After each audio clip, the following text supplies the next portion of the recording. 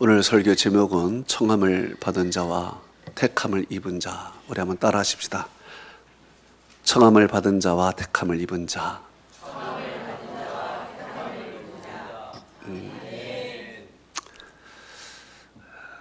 세상에는 성공한 사람도 있고 실패한 사람도 있습니다.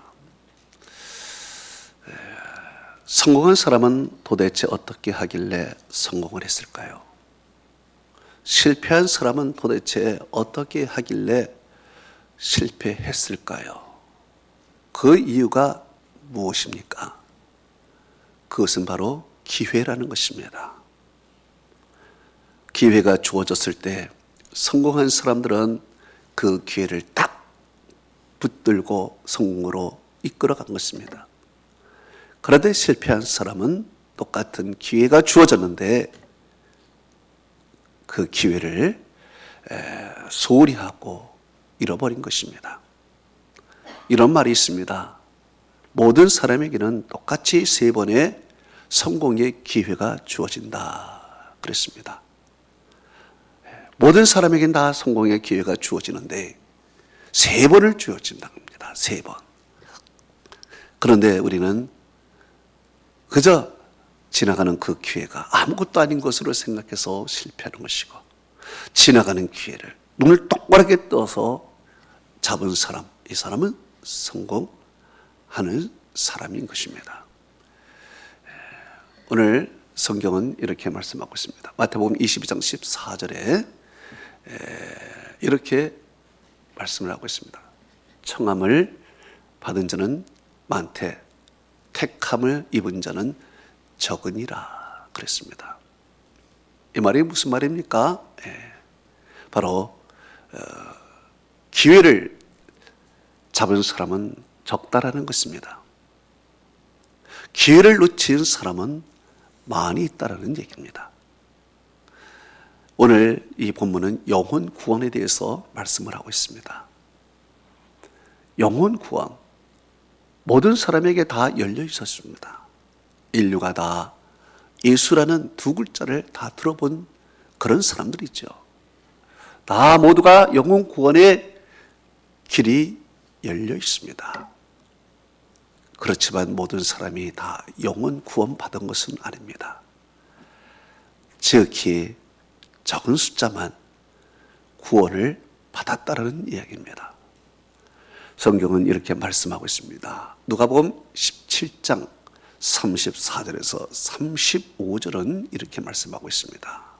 그 밤에 둘이 한 자리에 누워 있음에 하나는 데려감을 얻고 하나는 버려둠을 당할 것이요, 두 여자가 함께 맷돌을 갈고 있음에 하나는 데려감을 얻고 하나는 버려둠을 당할 것이라, 이렇게 말씀하고 있습니다.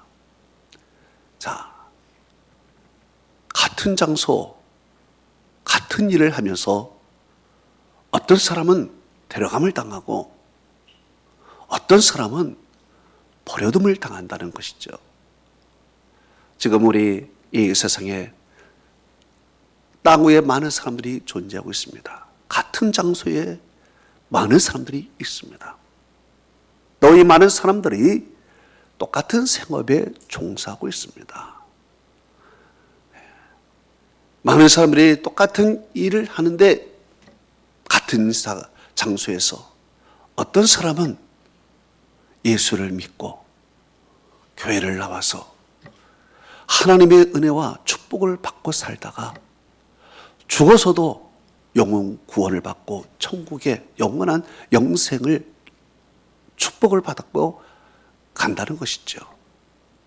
그러나 어떤 사람은 같은 곳에서 살면서 같은 일을 하는데도 예수를 믿지 않고 교회도 나오지 않고 하나님의 은혜와 축복도 받지 못하고 또 죽어서도 영혼이 구원을 받지 못해서 지옥에 간다는 것이죠. 얼마나 불행한 일이겠습니까? 그 이유가 무엇일까요? 도대체 차이가 무슨 차이가 있을까요?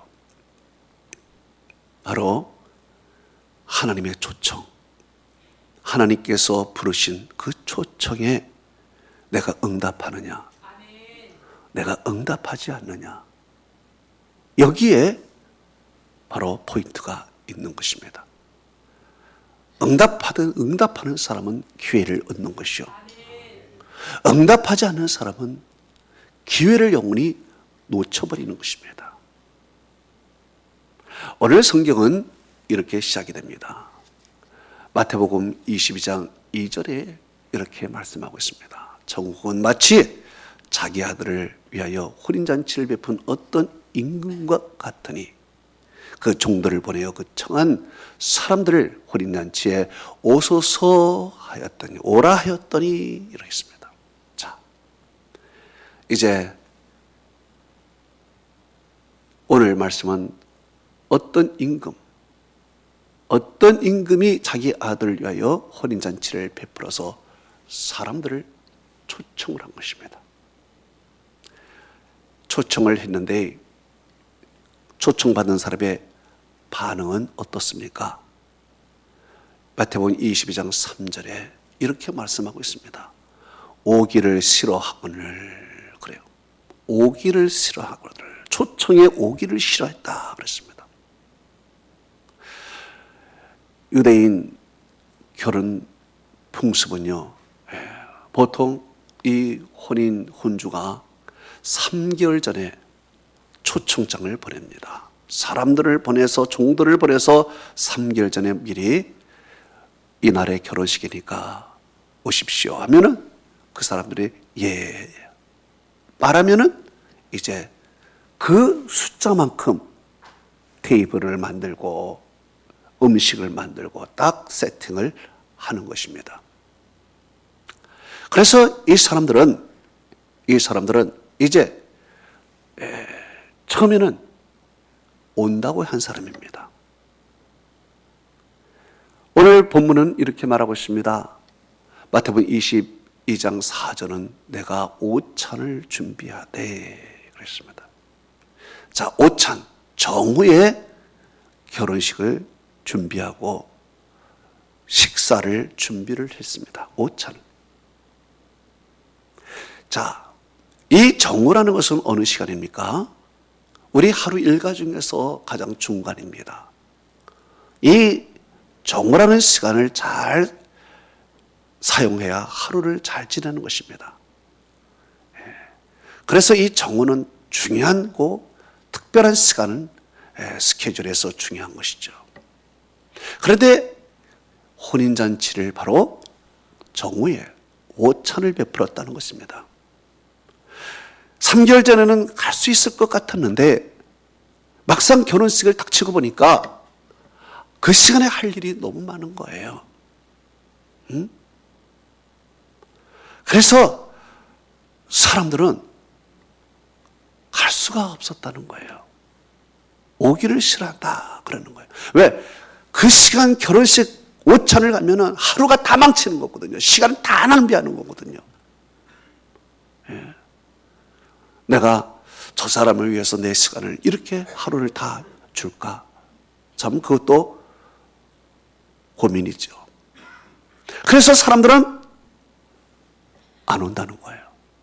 원인이 무엇일까요? 스케줄이 겹친 거예요. 스케줄이 겹쳤어요. 3개월 전에 미리 해놨던 스케줄이 있는데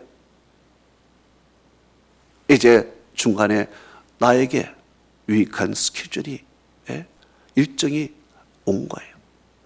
그래서 그 약속한 날에 스케줄을 잡아버린 거예요.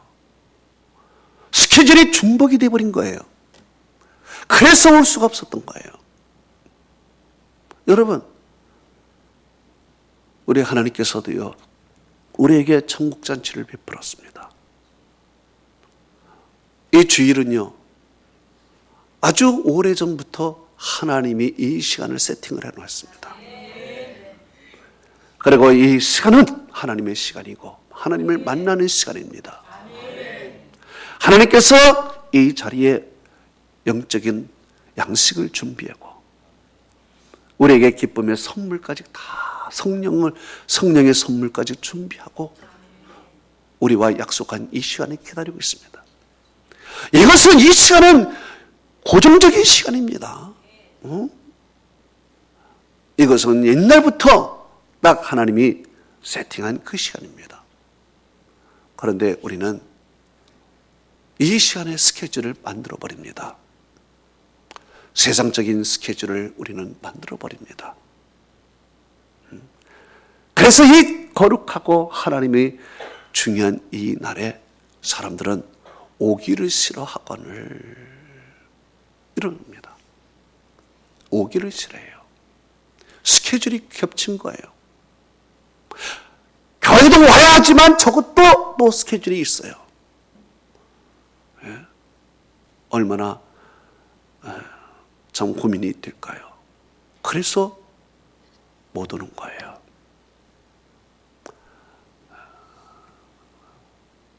두 번째는요, 관심입니다. 저들은요, 관심이 없었던 거예요. 관심이. 주인이 그렇게 귀한 날을, 중요한 날, 그 자기에게는 관심이 없었던 거예요. 자기 아들 결혼식까지 내 아들 결혼하나? 관심이 없었던 거예요.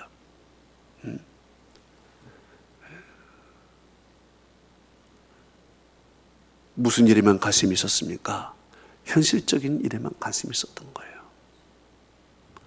그래서 마태복음 22장 4절에서 6절은 이렇게 말씀하고 있습니다.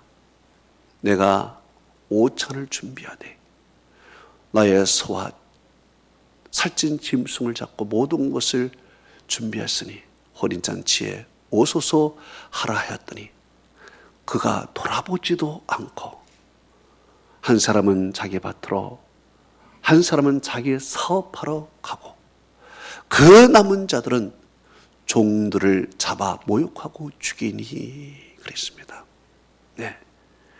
여기에 중요한 말이 돌아보지도 않았다 그래요.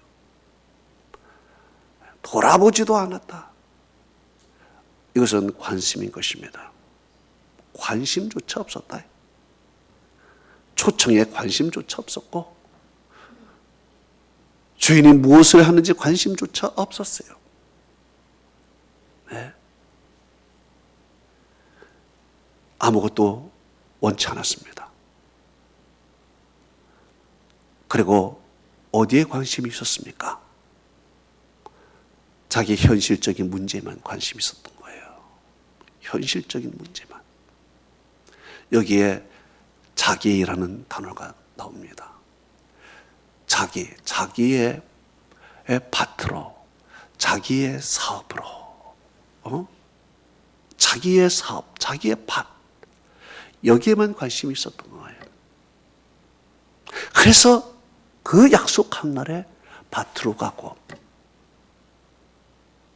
그 중요한 날에 자기 사업하러 간 거예요. 영적인 일에는 관심이 없어요. 현실적인 세상적인 일에만 관심이 있었던 것이죠. 누가복음은 이렇게 이야기를 하고 있습니다. 누가복음 14장 18절에서 20절은 이렇게 말하고 있습니다. 다 일체하게 사양하여 한 사람은 이르되 나는 밭을 샀으니 아무래도 가보야 하겠으니 청하건대 나를 양해하도록 하라 하고 또 다른 사람은 이르되 나는 소 5개를 샀으매 시험하러 가보니 청하건대 나를 양해하도록 하라 하고 또 한 사람은 이르되 나는 장가 들었으니 그러므로 가지 못하겠노라 하였더라 그랬습니다. 자, 사람들은 저마다 할 일이 많아요. 나는 밭을 샀으니 아무래도 가서 좀 둘러봐야겠어요. 나는 소 5개를 샀으니 소가 건강한가 한번 시험해봐야겠어요. 나는 장가 들었으니까 아무래도 아내를 위해서 내가 좀 못 가겠어요. 모두가 다 이런 핑계 저런 핑계 알고 보면은 다 자기 관한 문제, 현실적인 문제들이에요. 이런 문제들 때문에 가지 못하겠다. 하나님의 초청을 거부하는 것이죠. 오늘날 많은 사람들이 얼마나 많은 일들이 있습니까? 여기 바쁘고 저기 바쁘고 여기 가야 하고 저기 가야 하고 이거 해야 하고 저기 해야 하고 머리 띄고 꼬리 띄고 다 뛰어서 먹을 것이 없을 듯이 말이에요. 미리 세팅한 그 혼인잔치에 자기들 일 때문에 바빠서 다 오질 못하는 그런 불행한 일이에요. 그러면서 뭐라 그럽니까? 나를 양해하도록 하라 그래요. 이해하도록 하라. 내가 이렇게 사는 거 다 먹고 사는 일이니 이해하도록 하라 그랬습니다. 다 자기 일은 이해하라는 거예요. 미리 음식 준비하고 그 잔치를 위해서 엄청나게 투자한 사람들은 상관없이 나를 이해해달라 그래요. 네? 나를 양해하도록 하라. 이해해달라. 그러나 주인은 이해하지를 못하는 거예요. 이해할 수가 없는 거죠. 이해가 안 되는 거예요. 여러분, 하나님이 우리 이렇게 사는 거 이해하시겠습니까? 우리가 하나님을 거역하며 살아가는 것을 하나님이 이해하시겠습니까? 우리가 하나님 나를 하나님의 그 날에 우리가 세상에 나가서 사는 것을 하나님이 이해하시겠습니까? 하나님이 이해 못하시는 거예요. 거의 이해 못하셔요. 하나님이 이해하실 것 같습니까? 이해 못하셔요. 그래서 그 임금이 이해를 못하셔서 심판을 행하십니다. 다 진멸을 시켜버립니다. 마태복음 22장 7절은 이렇게 말씀하고 있습니다. 임금이 노하여 군대를 보내요. 그 살인한 자들을 진멸하고 그 동네를 불사르고 그랬습니다. 임금이 화가 난 것입니다. 하나님이 화가 난 것입니다. 그래서 진멸하고요. 그 살인한 자들을 진멸하고 동네를 진멸했어요. 살인한 자들이 누굽니까? 바로 주의 종들을 죽인 사람들이에요. 구약부터 선지자를 다 죽인 사람. 왜 죽였습니까? 초청을 자꾸 하니까. 나는 지금 바쁜데 자꾸 주님께 돌아오라고 자꾸 초청을 하니까 듣기 싫은 거예요. 그러니까 선지자들을 죽여버리는 거예요. 초청에 응하지 않으려고, 돌아오지 않으려고. 나는 이제 밭을 가야 되는데 자꾸 교회 나오라 그랬고, 지금 나는 소 5개를 사서 지금 부자가 돼서 지금 나가서 자랑을 해야 되는데 자꾸 오라 그랬고, 그러니까 주의 종들이 미운 거예요. 초청한 자들. 그러니까 죽이는 거예요. 선지자들을 죽이는 거예요. 사도들을 죽이는 거예요. 그래서 선지자들과 사도들은 살인당했어요. 다 살인당한 거예요. 그래서 오늘 본문에 그 살인한 자들을 진멸하고 초청에 응하지 않는 자들을 진멸하고 이런 말을 하고 있습니다. 다 진멸한 것입니다. 하나님은 이해를 못하는 거예요. 그런데 우리는 자꾸 그걸 이해해달라고 이렇게 자꾸만 이야기를 하는 거죠. 여러분, 참 불행한 것입니다. 불행한 것입니다. 그래서 여러분, 이렇게 또 청함을 받은 사람들, 하나님을 거역하니까 그 은혜가 어디에 갑니까? 다른 사람에게 가는 거예요. 그 은혜가 다른 사람에게.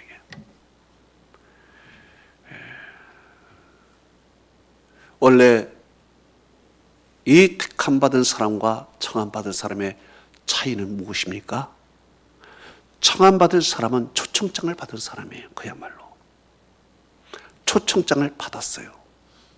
그러나 초청장을 받았지만 거역을 한 것입니다.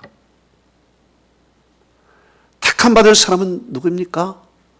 택함 받을 사람은 바로 이 초청장을 받고 응한 거예요. 이 차이가 있는 거예요. 응한 거예요. 그래서 그 혼인잔치에 들어가게 되는 거예요. 차이가 있는 것입니다. 그런데 택함 받은 사람들은 원래 어떤 사람이었습니까? 원래 이 택함 받을 사람들은 청함 받을 사람 대신해서 들어간 사람들이에요.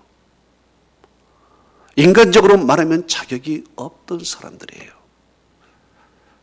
단지 청한 사람들이 합당하지 않기 때문에,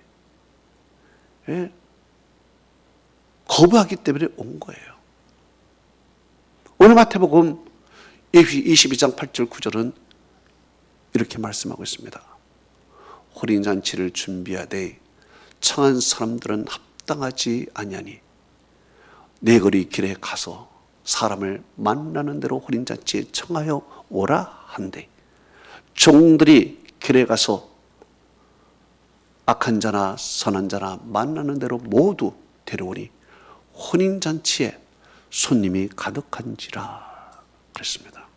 자, 이제 엉뚱한 사람들을 데리고 온 거예요. 혼인잔치에. 그 주인은 음식을 버릴 수가 없으니 누구라도 와서 먹어야 될 거 아니겠습니까?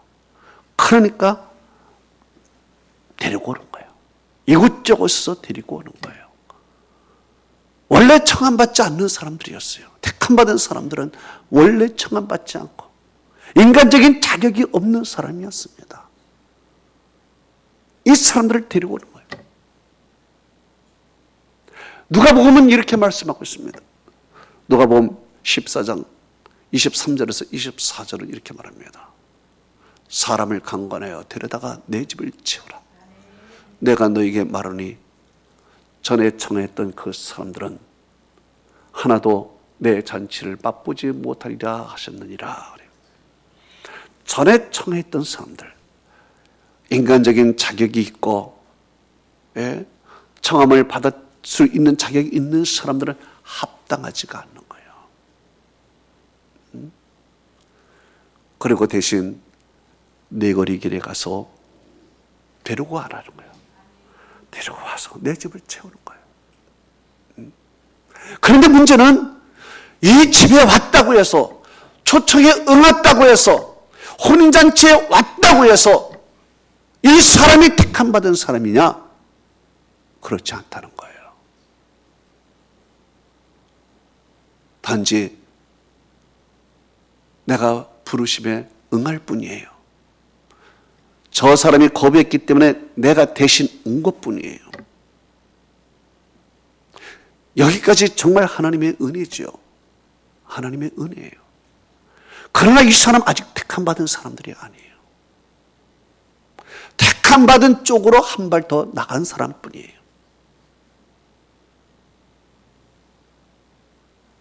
자, 그런데 그러면 어떻게 해야 되는가? 여기에 중요한 것이 또 하나가 있습니다. 그것은 바로 혼인잔치에 들어가게 되면 예복을 입어야 됩니다. 예복을. 이스라엘 혼인잔치는 어떻게 해야 되느냐?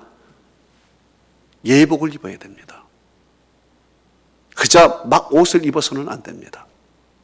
그런데 이 예복은 혼주가, 잔치를 배설하는 사람이 준비한 것입니다. 그래서 아무 옷을 입고 오다가도 결혼식에 오면은 자기 옷을 벗고 혼주와 주는 예복을 입고 잔치에 참여하는 것이죠. 오늘날로 말하면 그저 청바지 차림이나 뭐 이렇게 차림이 아니라 깨끗한 양복, 여성들은 정장을 입고 입듯이 말이에요. 그렇게 혼인잔치에 해야 되는 것이죠. 이것이 그들의 예인 것입니다. 그런데 문제는 거기에 누가 있느냐? 예복을 입지 않는 사람이 하나가 있었던 거예요. 성경은 이렇게 말씀하고 있습니다. 마태복음 22장 11절에 말합니다. 임금이 손님들을 보려고 들어올세 거기서 예복 입지 않는 한 사람을 보고 이르되 친구여 어찌하여 예복을 입지 않고 여기에 들어왔느냐 하니 그가 아무 말도 못하거늘 임금이 사원들에게 말하되 그 손발을 묶고 바깥 어두운 데에 내던지라 거기서 슬피 울며 이를 갈게 드리라 하는지라 그랬습니다. 자, 그때 당시에는 이 잔치의 주인공은요 처음부터 나타나지 않습니다. 잔치가 한참 진행되고 물을 익을 때 그때 착 나타납니다.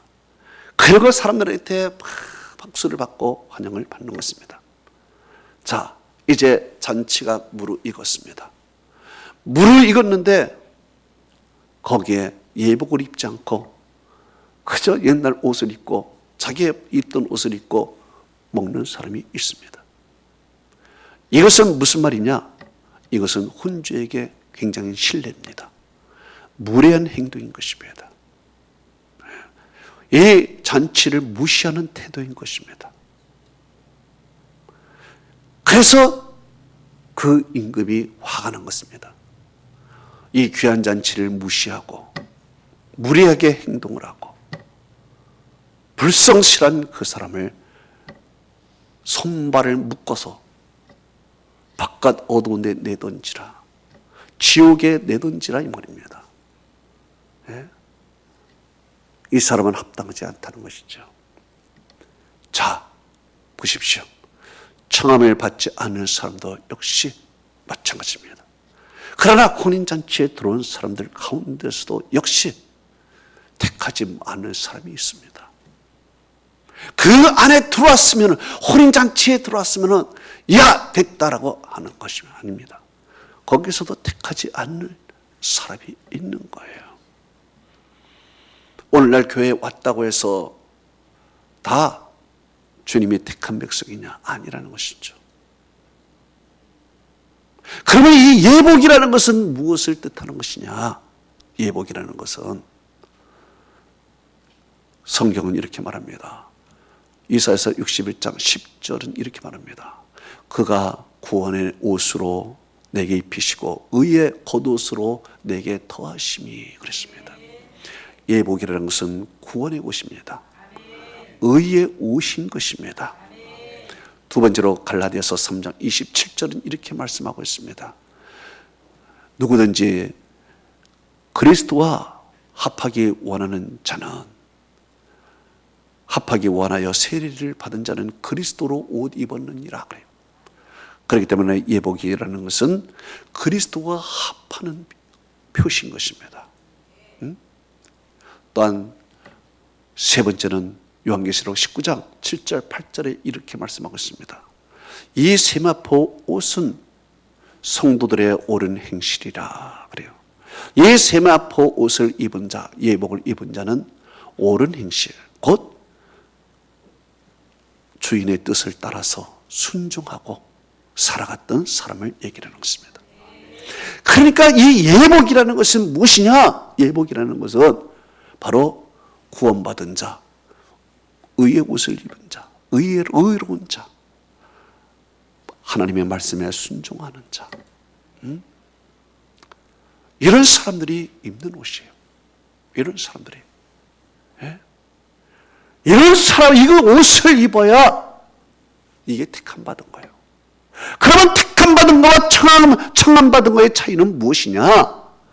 청함 받은 것은 그냥 초청장을 받은 것입니다. 그리고 이러저러 이유해서 혼인잔치까지 어쩌다 오긴 온 것입니다. 그러나 택함 받은 사람은 어떤 사람이냐? 혼인잔치에 잔치에 응하고 혼인잔치에 들어와서 마지막에 예복을 입고 마지막까지 그 자리를 지켜야 하는 것입니다. 이게 택함 받은 사람이에요. 이게 얼마나 중요한 것입니까? 오늘날 우리가 바로 여기에 문제가 있는 것입니다. 그러면 택함 받은 사람들은 수동적인가? 수동적인가? 무슨 말이에요? 하나님이 만세전에 택했으니까 자동적으로 구원이 주어지는가? 우리는 그렇게 생각을 해요. 하나님이 택함 받았으니 이 사람을 어떻게 해서든지 어떻게든지 하나님이 구원시킨다라는 수동적인 사람으로 우리는 생각하는데 절대 그렇지 않다는 거예요. 이것은 능동적인 사건이에요. 능동적인 사건. 택함 받은 사람들은 처음에 어떤 사람이었습니까? 처음에 청함을 받지 않은 사람들이었어요. 못한 사람이었어요. 인간적인 자격이 없던 사람이었습니다. 혼인잔치에 들어올 수 없는 사람들이었습니다. 이런 사람들이 무슨 택함을 입겠습니까? 택함을 입었으면 처음부터 들어왔어야지. 그런데 진짜 택함 받은 사람들은 처음부터 들어오지 못한 인간적인 자격이 없는 사람이었어요. 그런데 처음에 자격이 있던 사람들, 인간적인 자격이 있던 사람들은 처음에 청함을 받고 거절하니까 정말 대신하여 어떻게 해서 사거리 길에 가다가 어떻게 해서 온 거예요. 이 사람들, 택함 받은 사람들은 어떤 사람입니까? 네거리 길에서 만난 사람들이에요. 네거리 길에 그냥 지나가다가 만난 사람들. 이 사람들은 누굽니까? 악한 사람, 선한 사람 다 뒤섞인 사람들이에요. 누가복음 14장 21절은 이렇게 말씀하고 있습니다. 가난한 자들과 몸 불편한 자들과 맹인들과 저는 자들을 데리고 오라. 여러분, 그 귀한 혼인잔치에 가난한 자들, 부주금 하나 낼 수 없는 가난한 자들, 몸 불편한 자들, 맹인들, 다리 저는 자들, 다리 저는 자들, 이 맹인들은 하나님의 저주받은 표시죠. 이런 사람들을 주총잔치에 왔으니 이런 사람들이 택함 받은 사람입니까? 처음부터? 아니에요. 수동적인 것이 아니에요. 택함 받았다는 것은 능동적인 거예요. 내가 자격이 없어도 감사함으로 응하고 말이에요. 예복을 입으러 했으니 감사함으로 입고 말이에요. 다 시키는 대로 하는 것뿐이에요. 시키는 대로 나는 반응한 것뿐이에요. 능동적이에요. 수동적인 것이 아닙니다. 우리는 잘못 착각하고 있어요. 많은 사람들이 수동적인 구원을 바라요. 로봇적인, 그게 아니에요. 택함은요, 증거가 있어야 됩니다. 이게 능동적인 사건이에요. 능동적인 사건. 그래서 성경은 이렇게 말씀하고 있습니다. 고린도전서 1장 27절에서 29절은 이렇게 말씀하고 있습니다. 하나님이 세상에 멸하는 자들을 택하사 지혜 있는 자들을 부끄럽게 하려 하시고 세상에 약한 것들을 택하사 강한 것들을 부끄럽게 하시고 하나님께서 세상에 천한 것들과 멸시받는 것들과 없는 것들을 택하사 있는 것들을 폐하려 하시나니 이는 아무 육체라도 하나님 앞에서 자랑하지 못하게 하려 함이라 그랬습니다. 네. 여러분, 바로 어떻습니까? 이 사람들은요, 처음에는 길거리에서 있었던 눈먼 자, 다리 저는 자들, 선한 자, 악한 자들 마구 섞인 거예요. 초청장치에 오라 그런 거예요. 와서 예복을 갈아입은 거예요. 오늘날로 말하면은 때 빼고 광 빼고 새 옷을 입었더니 사람이 완전히 바뀌어진 것입니다. 거지가 완전히 목욕하고 머리 빗고 새 옷을 입으니 완전히 사람이 바뀐 거예요. 달라진 것입니다. 그래서 하나님께서 바로 이런 사람들, 이런 사람들을 변화시켜가지고 그 잔치를 아주 멋있게 만든 거예요. 변화시킨 거예요. 혼인잔치에 와서 하나님의 성전에 와서 변화된 사람들이에요. 변화된 사람들. 이 변화된 사람들이 예복을 입고 변화된 사람들. 이 사람들이 누굽니까? 그 사람들이 하나님의 택함 받은 백성인 것입니다. 이 사람이에요. 이것을 여러분 잘 알아야 돼요.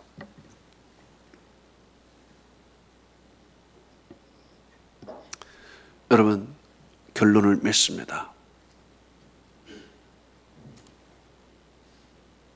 우리는 누가 택함 받은지를 몰라요. 우리는 청함을 받은 사람일 수 있어요. 청함을 받고 우리는 올 수가 있어요. 그러나 택함 받은 것은 몰라요. 택함 받은 것을 어떻게 할 수가 있느냐? 먼저는 하나님의 초청에 응해야 됩니다. 두 번째는 예복을 입어야 됩니다. 구원의 예복, 의의 예복, 순종의 예복, 예복을 입어야 돼요. 예복을 입고 마지막까지 그 진치에 지켜야 됩니다. 이것이 바로 구원받은 자의 증거예요. 성경은 이렇게 말씀하고 있습니다. 데살로니가전서 1장 3절 4절은 이렇게 말합니다. 너희의 믿음의 역사와 사랑의 수고와 우리 주 예수 그리스도에 대한 소망의 인내를 우리 하나님 아버지 앞에서 끊임없이 기억하미니 하나님의 사랑하심을 받은 형제들아 너의 택하심을 아노라 그랬습니다. 보십시오. 사도 바울이 데살로니가 교인들이 택하심을 안다 그랬습니다. 무엇을 보고 알았습니까? 너희 속에 있는 믿음의 역사, 사랑의 수고, 그리스도에 대한 소망의 인내, 이것을 보니까 너희들이 택하심을 알았다 그랬습니다. 그런데 이 요소들은 수동적인 것이 아니에요. 다 능동적인 것입니다. 사랑의 역사, 믿음의 역사, 믿음으로 하는 일들이에요. 저 사람은 믿음으로 하는구나. 믿음의 일들을 하는 거예요. 사랑의 수고. 저 사람이 저렇게 사랑의 수고를 하는구나. 그리스도에 대한 소망의 인내. 이것은 다 내가 하는 몫이에요. 믿음으로 일을 하는 것, 사람으로 수고하는 일들, 어려운 가운데서도 인내하며 살아가는 일들, 이것은 다 내 몫이에요. 내가 할 일이에요. 거저로 주어지는 것이 아니에요. 자동적으로 주어지는 것이 아니에요. 내가 할 일이에요. 이것을 보고 너희들이 택함 받았구나. 너희들이 의복을 입었구나. 사도 바울이 알게 된 거예요. 여러분, 이것들이 바로 증거예요. 택함 받은 자의 증거예요. 우리는 택함 받은 자의 증거가 있어야 됩니다. 증거가 있어야 돼요. 이 증거가 많아지기를 축복합니다. 기도하겠습니다. 오늘 이 말씀을 생각하면서